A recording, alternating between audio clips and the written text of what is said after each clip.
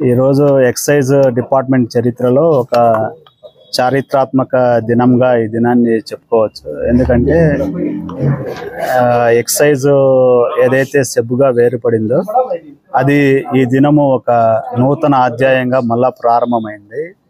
కొత్త ఒక నూతన వరవడిలోకి వచ్చేందుకు ఈ గొప్ప అవకాశం ఎక్సైజ్ డిపార్ట్మెంట్కి ఇచ్చినటువంటి మన గౌరవనీయులైనటువంటి సీఎం గారికి ఈ సమయంలో డిపార్ట్మెంట్ తరపునంతా మేము ఎంతో కృతజ్ఞతలు తెలియజేసుకుంటున్నాం. అదేవిధంగా మన గౌరవ మినిస్టర్ గారైనటువంటి కొల్లు రవీంద్ర సార్ కూడా మా డిపార్ట్మెంట్ అందరినీ ఒకే తాటిపైకి మా అందరినీ తెచ్చినందుకు మా డిపార్ట్మెంట్ ఎప్పటికీ కూడా దీనికి కృతజ్ఞతగా ఉంటుందని చెప్తాను. అదేవిధంగా ఈ డిపార్ట్మెంట్ ఎంతో ఘన చరిత్ర కలిగినటువంటి డిపార్ట్మెంట్.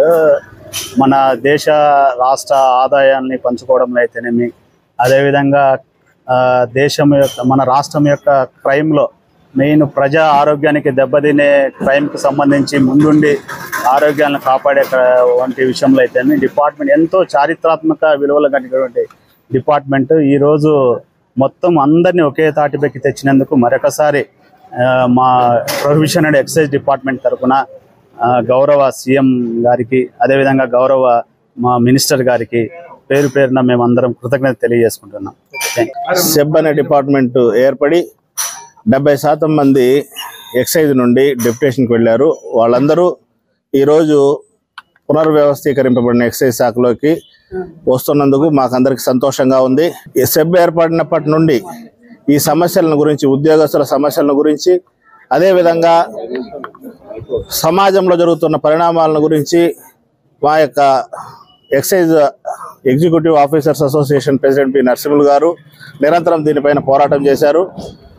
వారికి Kotaiah garu, constable head constable association president garu, అదేవిధంగా బాబ్జీరావు గారు, గెజెటెడ్ ఆఫీసర్స్ అసోసియేషన్ ప్రెసిడెంట్ గారు, వీరు కూడా వాళ్ళ యొక్క సహకారాన్ని అందించారు.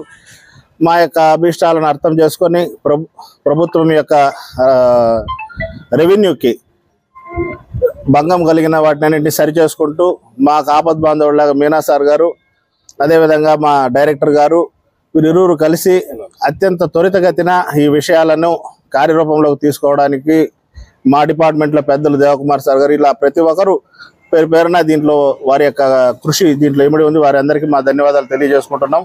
మరి ముఖ్యంగా ఈ యొక్క సాహసోపేతమైన నిర్ణయాన్ని తీసుకున్న గౌరవ సీఎం సార్ గారికి, మా యొక్క మంత్రివర్యులు కొల్లు రవీంద్ర సార్ గారికి మేము కృతజ్ఞతలు తెలియజేసుకుంటున్నాం.